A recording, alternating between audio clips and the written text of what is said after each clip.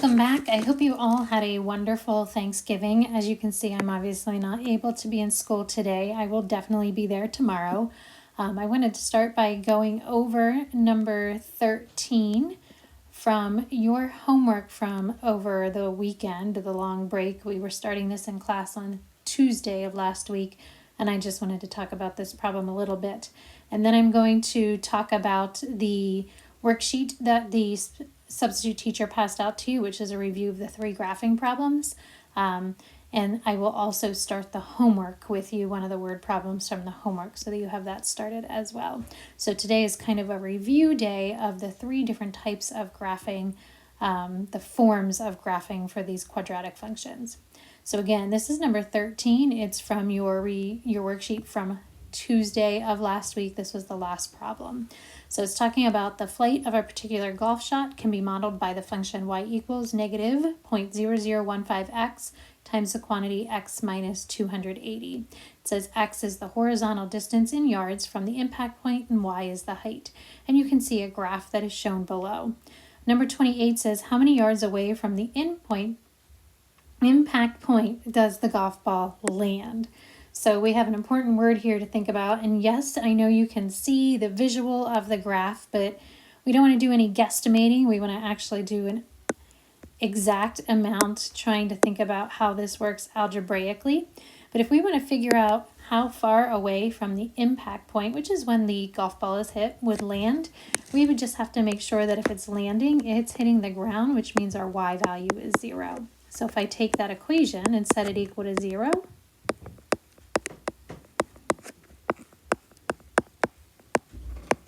the zero product property allows us to take each one of those, since it's in factored form, each x, and we can take each x, which here's an x and there's one, and we can set that equal to 0. Well, the first one shows me that it starts at 0, which is where it's initially being hit, that impact point. And then that second quantity, if I set it equal to 0, it shows me that at 280 feet, that will be where it lands. So the first 0 represents where it starts, and the second 0 represents where it lands. So that's how far away it's going to land. And you can also see from the graph, again, we wanted an algebraic attachment there, but you can see this graph is counting by 40s, so it makes sense that it should land at 280, which matches what we found. The second part says, what is the height of the golf ball? So I can see the height, the maximum height, is going to be at the vertex of the parabola. This form right up here that is given to us in intercept form. It's really important for you to recognize the form that you're given. When something is factored, that's called intercept form. Well, when our graph is in intercept form, the maximum height is at the vertex, which can be found by taking the 2 intercepts and getting the axis of symmetry from the 2 intercepts. Because the axis of symmetry is going to be in the middle of the graph, which also means the axis of symmetry is going to be in the middle of our 2 x-intercepts. So my one x-intercept is at 0, the other one is at 280, and then you're going to cut that in half. So that x value is 140. So looking at our graph, I can see that it does look like it's going to cross around 140. It's in between that 120 and 160. So to get the maximum height then, because this is your x value, but the height represents y, after we have that axis of symmetry, you're going to take that x value that you just found and you're going to plug it in for x into the original equation. And then that'll algebraically find the maximum height of the graph. So again, we had to do 2 steps there. We needed to get the vertex, which means I need to find the horizontal distance. Because it's an intercept form, the horizontal distance is halfway between the 2 intercepts. And then after you find that horizontal distance to get the maximum height, which is really the y value of the vertex, you're going to take that 140 and plug it into the equation. So hopefully that answered or clarified any questions that you had on number 30 or 13. All right, so I am going to move on then. If you'll take that worksheet that the substitute passed out to you, I'm going to go through the 3 forms fairly quickly, but just as a little review refresher, you know me, I'm big on study guides. So this is a great study guide cheat sheet for you to use as you're preparing for the test, which is next Monday, December 5th, but something to use as a reference when you're graphing the parabolas and kind of looking at the different forms. So the first form we have is standard form. Standard form is where you have that ax squared, bx, and c. The axis of symmetry is negative b over 2a, and that's what we're going to find first. So taking my a, b, and c values, my axis of symmetry, I have negative b divided by 2 times a. So that's going to be at, go with black here, -1. So that is an important piece of information. That means my vertex has an x value at -1.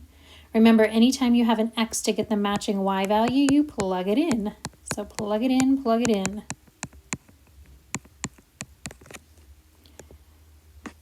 So my y value, I end up having 2 times 1 minus 4 minus 1.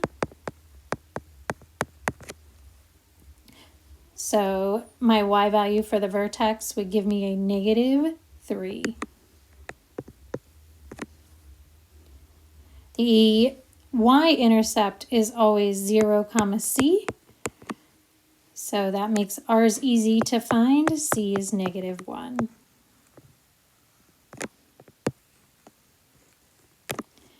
And then finally, to get those intercepts, so the first thing, is there a GCF? No, there's not. 2, 4, and 1, no GCF.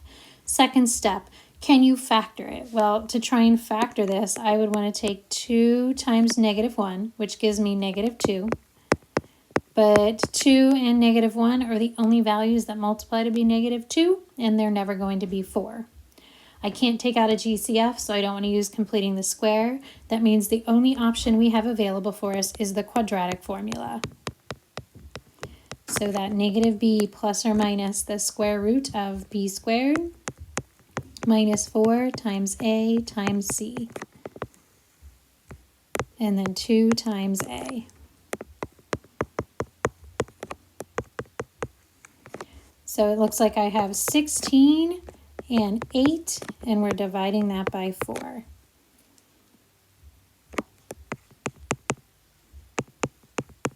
Which is the square root of 24. Shrink this down a little bit here.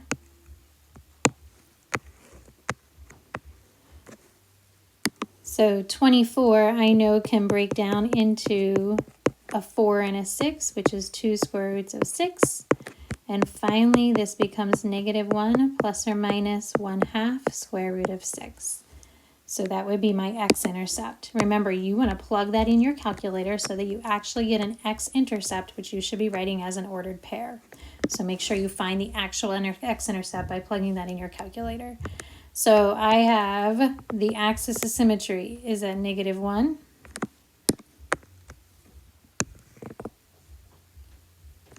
And then on that axis of symmetry, down at 3. And then I have a y-intercept at -1 and a y-intercept at -1 on the other side.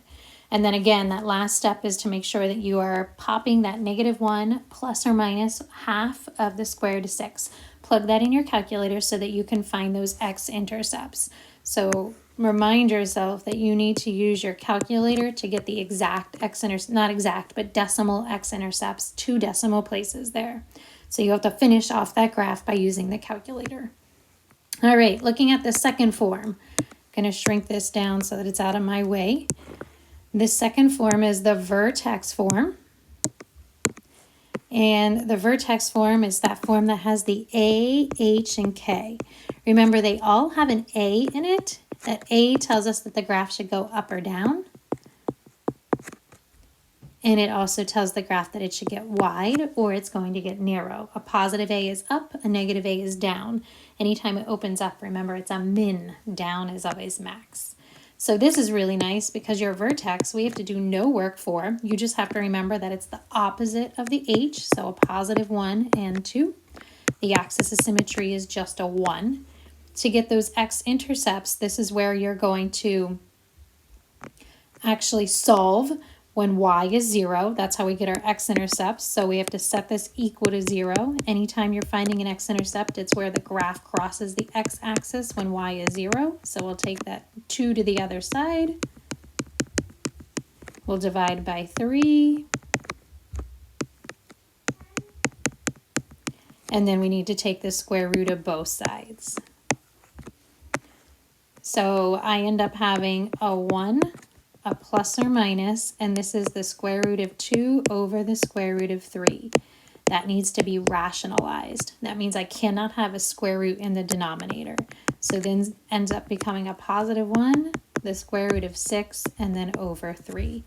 Again, you're going to want to put this in your calculator. So I'm going to write calculator underneath. So we have our x-intercepts. We have our vertex. We have the axis of symmetry. The last thing that we have to find is the y-intercept, which is when x is 0. This one's easier because you're plugging just a 0 in for x. Just make sure you follow PEMDAS. Negative 1 squared is 1. And then negative 3 times 1 is negative 3. When I add 2 to that, I get a 0 and a negative 1. That would be my last point. Make sure that you're writing your x-intercept as 2 points. Any reminders of yourself, make sure they're ordered pairs. So you're plugging that in your calculator, you're getting the ordered pair. So make sure you're writing them as an ordered pair. I know I'm not doing that right now, but I'm not also taking the time to pull out my calculator. I'm trying to save you some time here just so you get a quick little refresher. So my axis of symmetry is a positive 1. And then on that, I'm going up to 2. The y-intercept is a negative 1. And then make sure you're getting those 2 values for your x-intercepts and that you're graphing them. All right, so now we have 2 forms done. The last form is that intercept form. An intercept form is the easiest form because you don't have to do any work for the x-intercepts. That is x minus p and x minus q. But the numbers in the factored form are our x-intercepts. So looking, make sure again you've got to think about the opposite. So the x-intercepts are the opposite of the numbers inside. So we've got a value at 1, 0 and a value at 7, 0. Just like that, my x-intercepts are found. The axis of symmetry is the middle of those x-intercepts. So you're adding p and q and dividing it by 2. So 8 divided by 2 gives me a 4. So x-intercepts,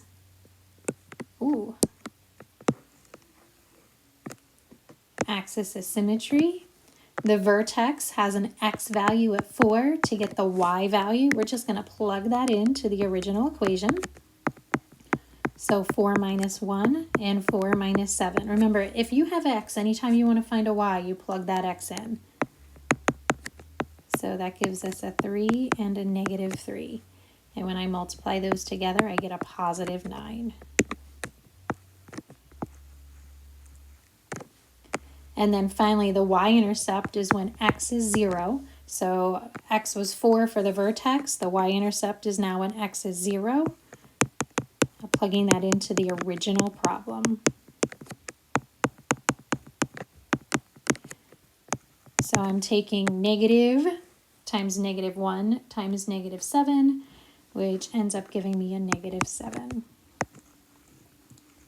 So notice how quick that one was compared to the other two because we didn't have to solve for x. Yes, you're plugging a number in for x and getting the y, but that's way easier than solving for x. So finally here we have an axis of symmetry at 4. And then up on that axis of symmetry at 9 is our vertex. We have an intercept at 1 and 7.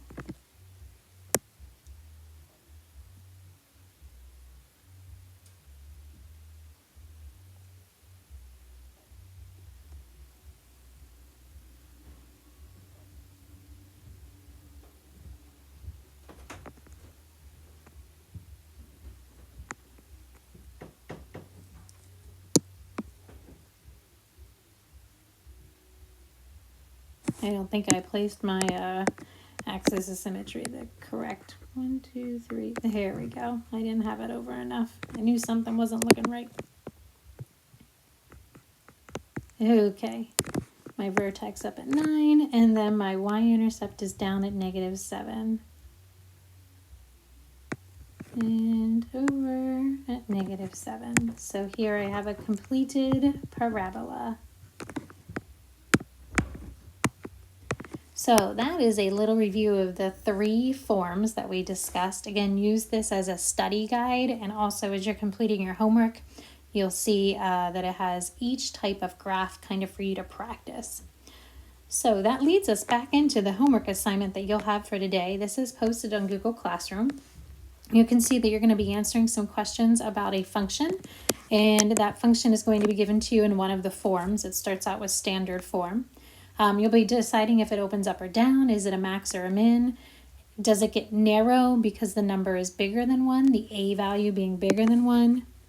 Standard means a is equal to 1, and then wide means that a value is less than 1. You'll go through and answer all of those questions, and then you'll graph it on the graph paper that is also attached in Google Classroom. So you're going to do that for 2 times in standard form, and then also 2 times in intercept form, and then finally 2 times in vertex form, and then 1 time in intercept form. And then the couple of multiplying questions to get it from vertex or intercept form into standard form. And then finally, the last couple problems are the application problems.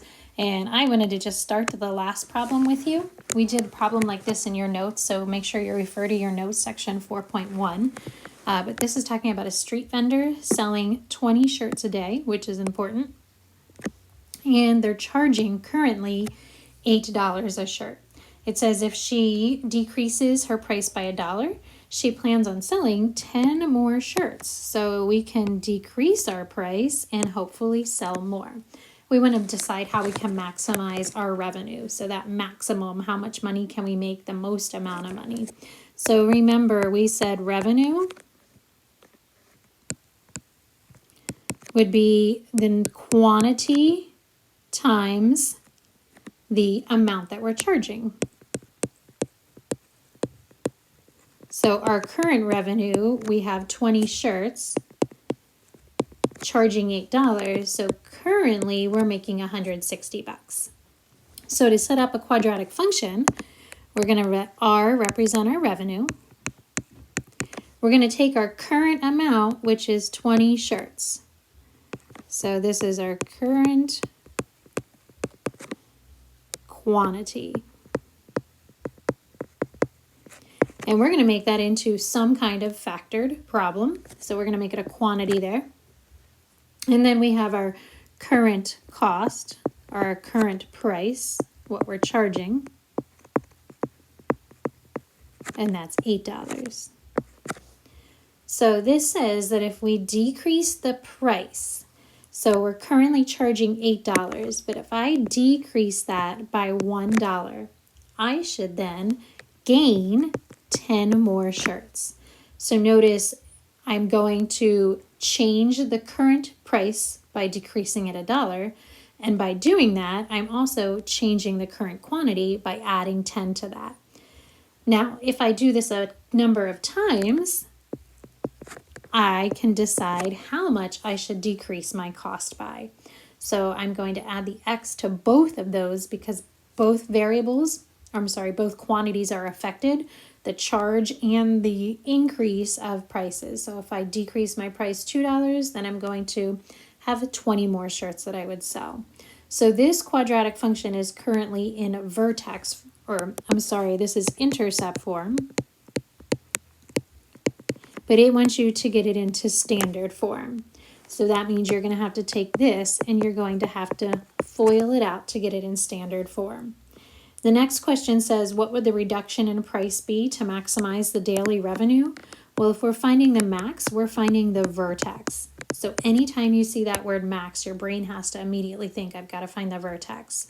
To find the vertex when it's in standard form, I can use -b over 2a. So that's going to give me the x value. After you find x, you're going to have to plug that in to find the y. So I'm starting this problem for you. You're going to see if you can finish it. Again, refer to the notes that we did in section 4.1. There was an example in your notes like this as well. So setting up the function is the tricky part, but they're all pretty much patterned the same way. And then you'll need to multiply that out to get it into standard form. And then you'll find the vertex, which is the maximum amount. And again, you got to use that negative b over 2a since it's in standard form. All right, so hopefully that little review was helpful. The rest of the period is yours. You can work with a partner or you can work in a small group. Make sure you're checking the solutions that are provided. And I will see you all tomorrow. Have a great day.